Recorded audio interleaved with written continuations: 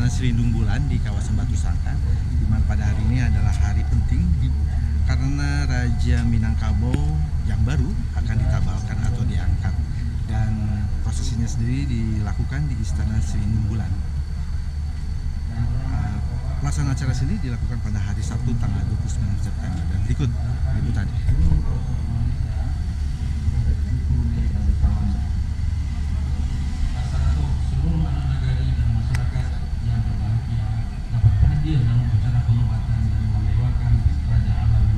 The coronation ceremony was held at 9 a.m. The visitors wore a variety of traditional West Sumatran clothes of various colors and shapes. Their clothes were very beautiful.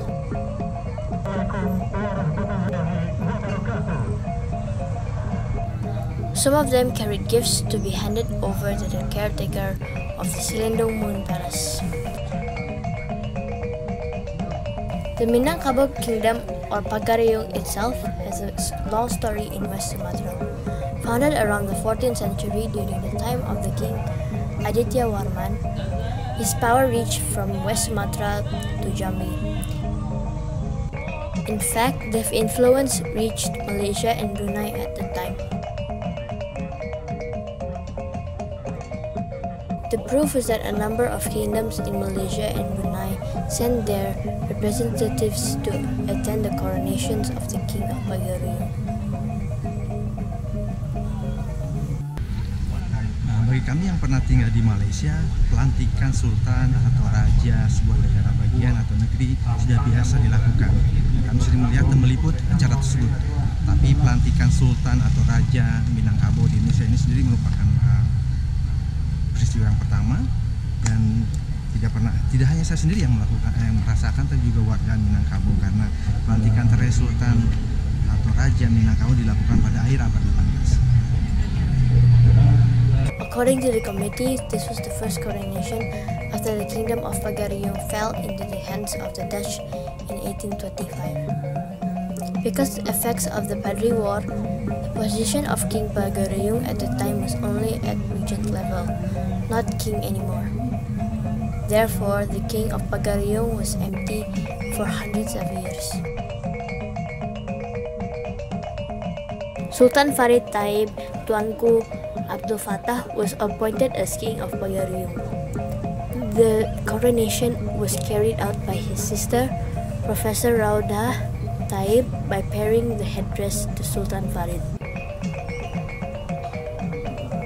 After that, Sultan Farid was also given the Sultan's pin by the king of the Kingdom of Luwu, Lamaradang, Andi Makulo.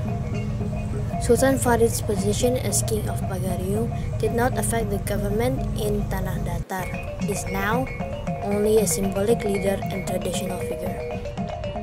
There was no power to govern at all. Alhamdulillahirabbil alamin, wassalatu wassalamu ala asrofil anbiya'i wal mursalin wa ala alihi wa sahbihi rasulillahi ajma'in. Asyhadu an la ilaha illallah wahdahu la syarika lah, wa asyhadu anna Muhammadan abduhu wa rasuluh la nabiyya ba'da. Amma ba'du. Ya, pemirsa, kita saat ini sudah ada di Sawah Lunto.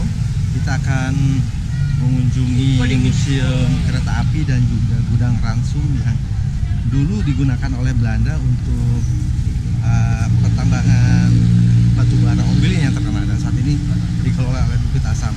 Dan kota atau suasana kota dari Sawah Lunto sendiri seperti kita kembali ke zaman dulu. Seperti ini suasananya.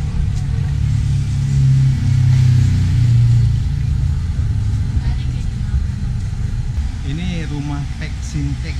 Bangunan ini dulunya bernama rumah Pek Sintek, dibangun tahun 1906 dan pernah digunakan sebagai gedung teater, tempat perhimpunan masyarakat Melayu, dan sempat juga digunakan sebagai pabrik es. Sekarang rumah ini digunakan sebagai souvenir shop.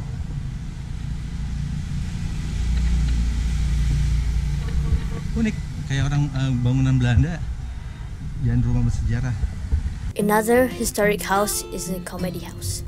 Founded in 1917 as an entertainment place for residents of Sawah Lunto. After independence, this house was used as a pawn shop.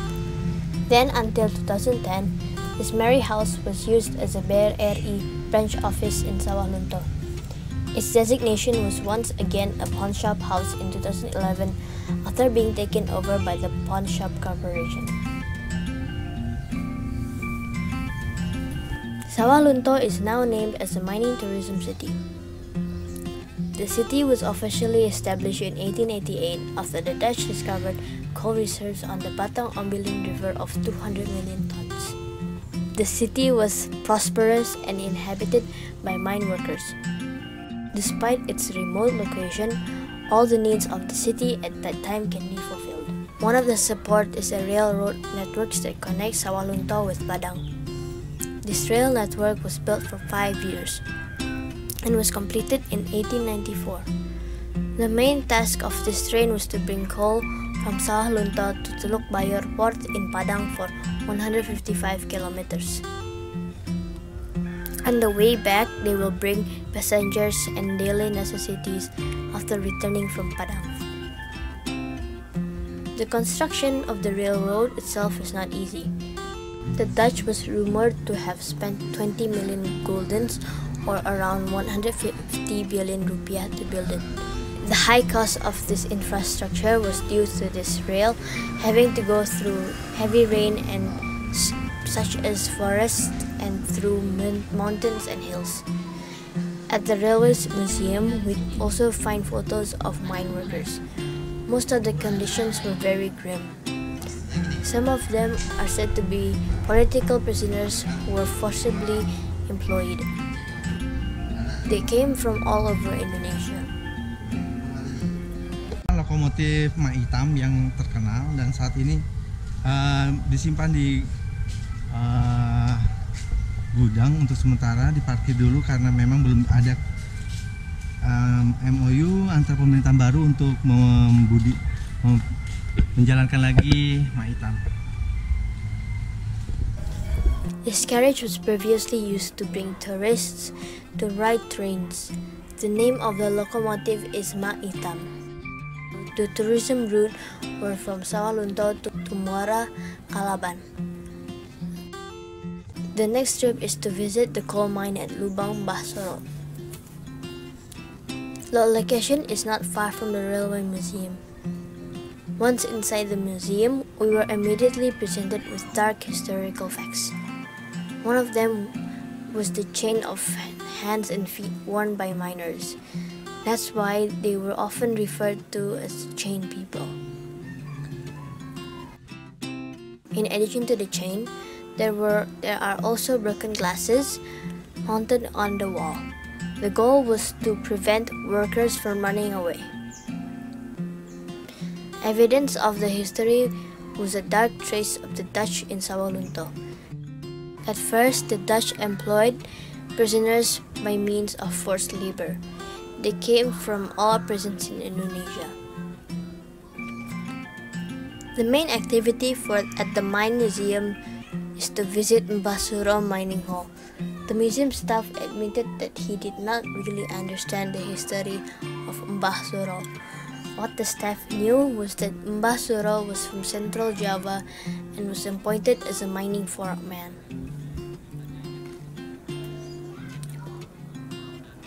But in our search when visiting the Sedular Sikap community in Blora, Central Java, the identity of Mbah Suro began to be revealed.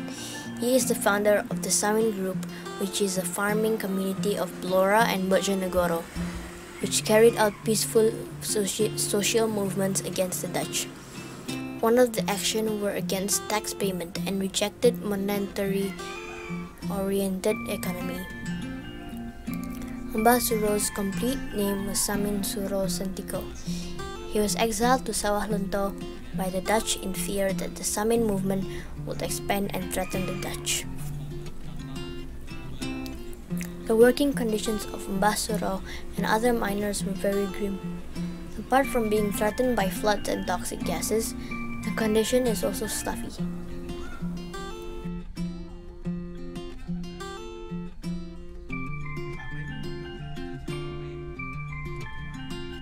As we went down into the dark mines, the depth of the mine can reach 30 meters below ground level. This condition was experienced by around 6,000 miners. Ombilin coal had many advantages for the Dutch. The coal was claimed to be the best in the world. During its peak production era, it could reach 200,000 tons per year.